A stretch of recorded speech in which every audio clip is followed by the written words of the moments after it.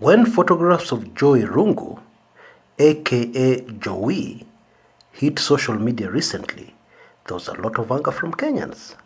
And all rumors and speculations started flying through the air. Some people said this is a way of releasing the man. Take him to hospital, allow him to swagger around the hospital compound, even without handcuffs. And then this is just a stepping stone. Next, he will be released.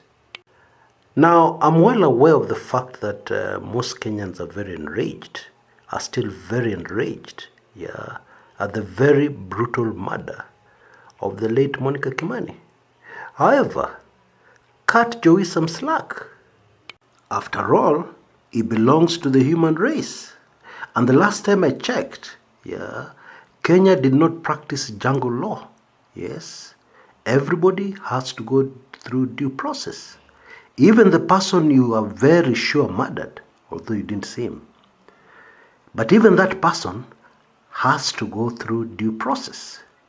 He has to go to a court of law, evidence has to be produced, and the evidence has to convince a judge that he's guilty. Now humor me for a minute and let me give you an alternative scenario to what may have gone down. What if Irungu was framed? By taking him to a court of law, before you summarily judge him and execute him, you're giving him a chance to prove something, to prove his innocence.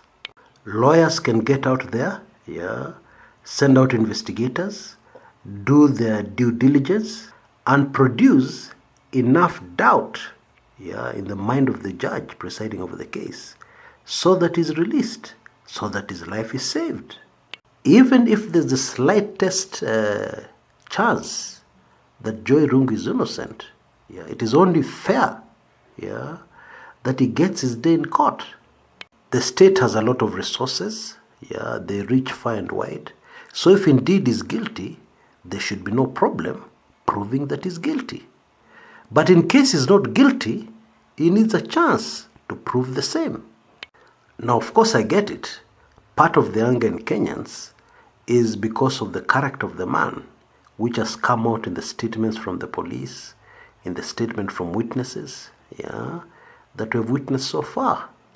And interestingly, this thing that everybody seems to think about Jowie has given his lawyers a chance to write to the Chief Justice, Bwana David Maraga. And his lawyers are saying that Justice Wakiaga, who's presiding over this case, should recuse himself, remove himself from judging the case. But we'll come back to that in a minute. First, let's finish this business of Jowie being seen swaggering around the Kenyatta National Hospital. Now, what was supposed to have happened is that he was supposed to go for an operation. It seems that the place where the bullet passed through his body, there was some damage, internal damage caused inside the body. Now, when a person is shot, the immediate concern are the vital blood arteries, and veins, Damage to some of them would cause the person to bleed out in minutes and pass on, die.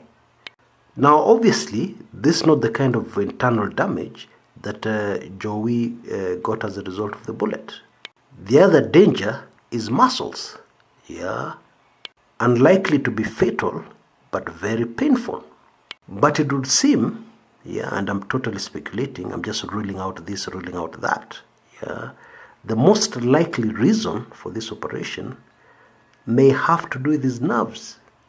Damage to these may not have an immediate impact. However, long term, they can have far-reaching impact on a person. And so, Jowie was due for an operation, most likely related to what I've just mentioned. However, now Kenyatta National Hospital says they are not doing the operation. Why? Because the Kenya Prisons Department account at the biggest referral hospital in the country, and indeed in the region, has been frozen. Why? because the prisons department owes the hospital 31 million Kenya shillings. And the hospital needs to recover this money. Yeah. And so one of the ways of recovering money from a client who does not want to pay or who is delaying in paying is to freeze the account. So that's precisely what the hospital has done. Now, unfortunately, Jowie's urgent operation has fallen due when all this mess is going down.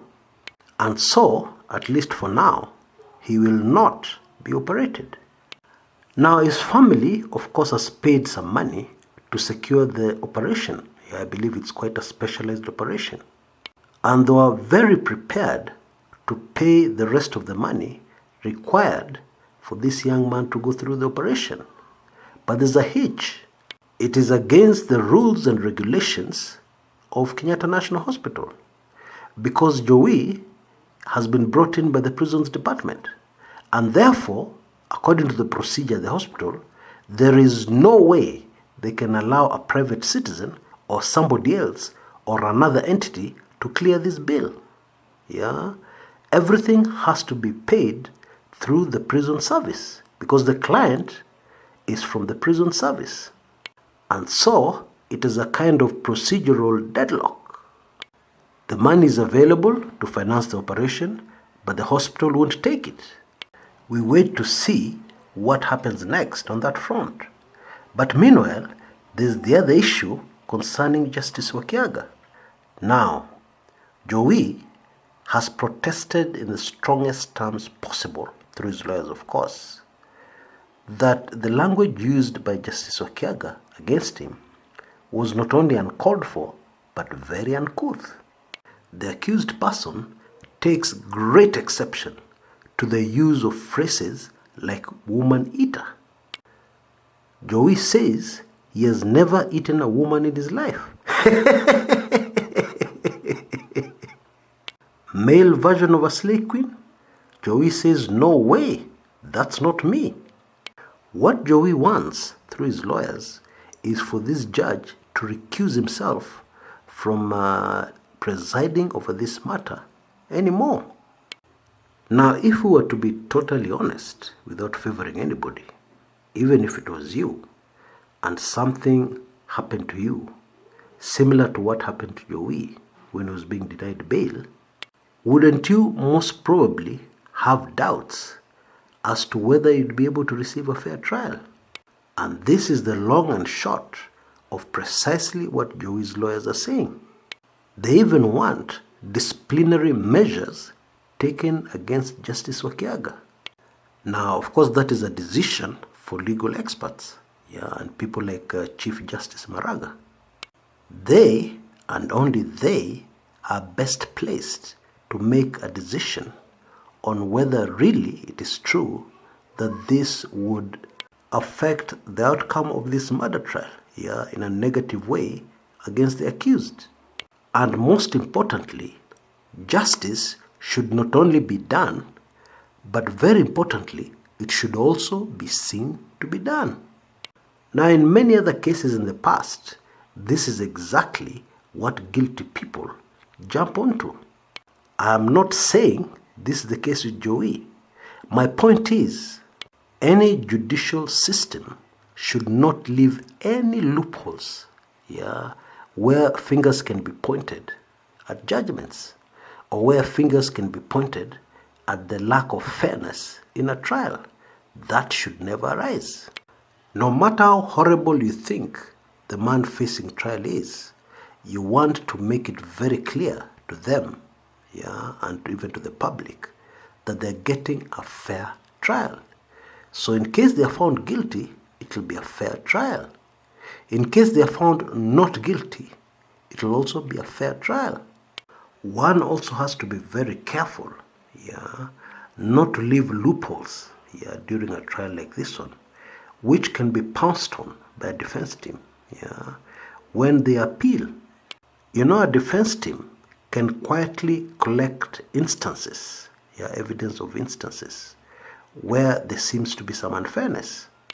And then when they gather it all together, and present it to an appeal court, after the sentence has already been passed and they're appealing, it could end up being compelling evidence and enough evidence to throw out an earlier judgment.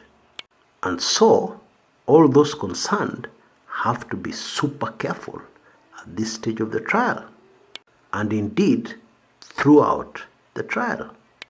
Now on to something else related to this trial. Remember a guy called Jennings Orlando Odhiambo? Yeah, the officer belonging to the crack paramilitary unit, the Wreck Squad.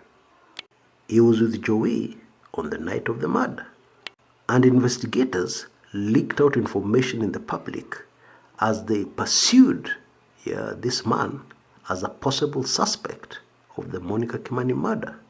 They even told us that he allegedly visited witch doctors in Mombasa. Now, interestingly, indeed fascinatingly, after all that drama, one morning suddenly we were told that he had been arrested and that actually he was being charged in court. This was shocking to many Kenyans because we had been told investigators suspected he had fled to a neighboring country, Tanzania. And to date, they have never told us how or where Jennings was arrested. But early this month, actually I believe it was the 2nd of November, Jennings was unconditionally released by the court. There is talk that the prosecution wants to use him as a state witness. Now in my view, and according to the information I have, I will be very surprised if Jennings Orlando turns up as a state witness. The reason why, I'm afraid, is very sensitive, as is the entire Jennings Orlando story. And it is in my latest Club 1999 highly sensitive video. You see, in a discussion within the club, which had arisen from a question from one of the members, I told the members that they should watch very carefully what happens to Bwana Jennings. I told them if he was charged alongside Jowie, then they could relax. Whatever I was thinking at the time would have turned out not to be true.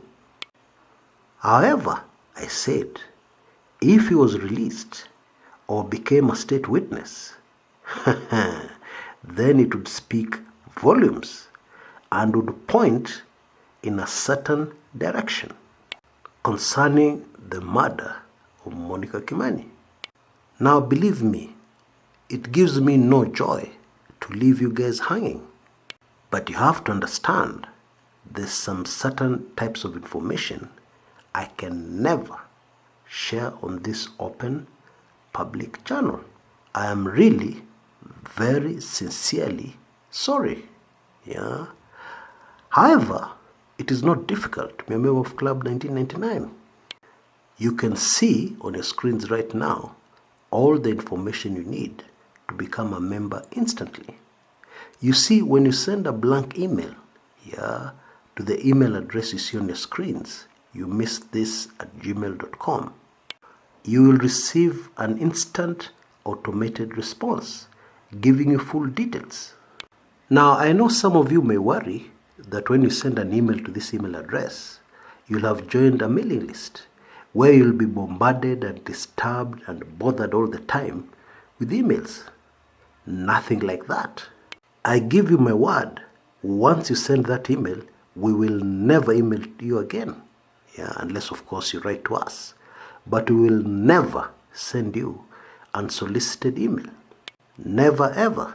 I firmly believe in the adage, do unto others what you don't mind being done unto you. I really hate unsolicited emails that waste my time. I find them full in the email, writing to me, trying to sell me stuff, trying to give me information that I don't need. Time is valuable, and therefore, if you ever receive an unsolicited email claiming to be from the Kumekucha brand or claiming to be from me, just know it's fake. I can never ever send anything out like that. Yes, we have a few email lists, but all of them people have subscribed to. And they can unsubscribe at any time. Because yes, you can subscribe to some information, but circumstances change. And you might decide tomorrow you don't need the information anymore. Yeah. Well, no stories. You just click on unsubscribe within every email that comes from us. And even those emails, against the best advice of my marketing team, I've really limited these days. I think we do the maximum of twice a month. Yeah, sometimes even only once. And those are people who have requested. Well, the long and short of what I'm saying is that when you send that blank email, you're not on an email list. In fact, there are laws in some Western countries where it is illegal to put people on mailing lists without their consent. And that is why what is required is a double opt-in. You are asked twice. Are you sure you want to join this email list? The first time. Are you very, very sure? I exaggerate, but I think you get my meaning. Anyway, all you need to do is send a blank email to that email address, which is our main Gmail address. You'll receive an automated response, and that is the last you'll hear of us, until you decide to hear from us. You're not on a mailing list. So take advantage of that. Get this information on Bwana Jennings Odhiambo, this very hot, sensitive information that casts a lot of new light into the Monica Kimani case. That's really what it is. So do it right now. Don't postpone. Until next time, this is Chris Kumekucha.